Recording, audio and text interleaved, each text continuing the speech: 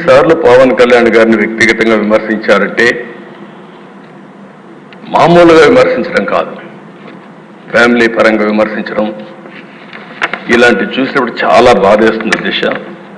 ఈరోజు కుటుంబ సభ్యులపైన నీచంగా మాట్లాడడం, ఇంకో పక్కన ఆ రాతలైతే భరించరాని రాతలు. మనం అందరం మనుషులం దిశ. ఎప్పుడైనా సరే ఓసారి ఇష్టానుసారంగా ఇలాంటి వచ్చినప్పుడు ఓసారి మనసు చాలా చివుక్కుమంటుంది, చాలా బాధ కలుగుతుంది. అలాంటి జరిగే పరిస్థితి వచ్చింది.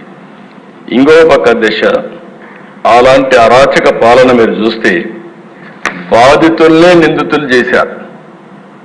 తప్పు చేయలేదు వీళ్ళు, కానీ వీళ్ళే వాళ్ళు కొడతారు, తప్పుడు కేసు పెడతారు. అలాంటివి కూడా చేసే పరిస్థితి వచ్చారు. ఇంకో పక్కన సిబిఐ కూడా పనిచేయలేని పరిస్థితి రాష్ట్రంలో. నేను అడుగుతున్నాను అధ్యక్ష, ఇప్పుడైనా సరే ఢిల్లీకి పోయారు, ఓ కిల్డ్ బాబాయ్, ఇది నా క్వశ్చన్ ఫస్ట్ అనేది. ఇప్పుడు అడుగుతున్నా మళ్ళీ, ఓ కిల్డ్ బాబాయ్ ఎవరు సమాధానం చెప్పారు? విజయ్ కుమార్ రావు గారు, విష్ణుకుమార్ రావు గారు, నేను చెప్పాలి ఇప్పుడు. దీనికి సమాధానం దొరికే పరిస్థితి నియర్ ఫ్యూచర్లోనే ఉందా అని అడుగుతున్నా.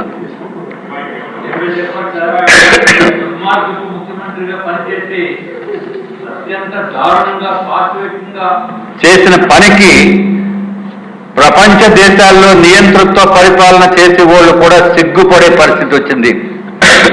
అటువంటిది ప్రజలందరినీ కూడా మెచ్చుకోవాల్సిన అవసరం ఉంది.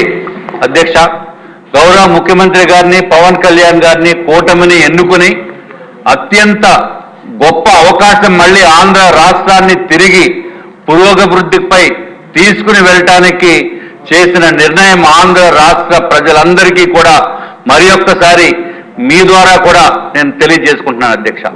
అట్లాగే ఎంతో అద్భుతమైన పరిపాలన దక్షణ కలిగిన మీరు, అట్లాగే పవన్ కళ్యాణ్ గారు నిస్వార్థంతో రాజకీయాల్లోకి వచ్చి ఆంధ్ర రాష్ట్రాన్ని కాపాడాలనే ఉద్దేశంతో ముందుకు వచ్చినప్పుడు కేంద్రంలో ఉన్న భారతీయ జనతా పార్టీ పెద్దలు కూడా సానుకూలంగా స్పందించి మళ్ళీ మన ఆంధ్ర రాష్ట్రాన్ని పురోగభివృద్ధిపై తీసుకుని వెళ్ళి మంచి రోజులు తెలుగు జాతికి తీసుకుని వస్తాయని ఏమాత్రం సందేహం లేదు.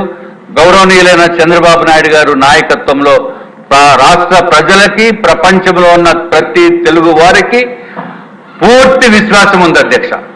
అట్లాగే ఇంకొక విషయం కూడా గౌరవ ముఖ్యమంత్రి గారి ద్వారా ప్రజలకి కూడా చెప్పవలసిన అవసరం ఉంది.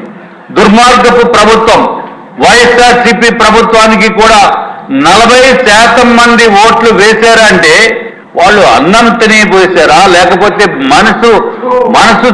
మనసుతోటి ఆలోచించి ఓటు వేశారా, ఏ విధంగా ఓటు వేశారా అనేది మాకైతే అర్థం కావటం లేదు అధ్యక్ష. ఇది కూడా ఓటు హక్కు వినియోగించుకోవటం ప్రతి ఒక్కరి హక్కు. కానీ ఓటు ఒక మంచికి ఓటు వేయాలి, ఒక చెడుని దూరంగా పెట్టాలని చెప్పి 5 సంవత్సరాల పరిపాలన చూసిన తర్వాత కూడా వాళ్ళు ఈ విధంగా చేయటం అనేది ఒక్కసారి ఆలోచించవలసిన అవసరం ఉంది అధ్యక్ష. అది కూడా మీ ద్వారా గౌరవ ముఖ్యమంత్రి గారి ద్వారా రాష్ట్ర ప్రజలకి తెలియచేయవలసిన అవసరం ఉంది అధ్యక్ష. ముఖ్యమంత్రి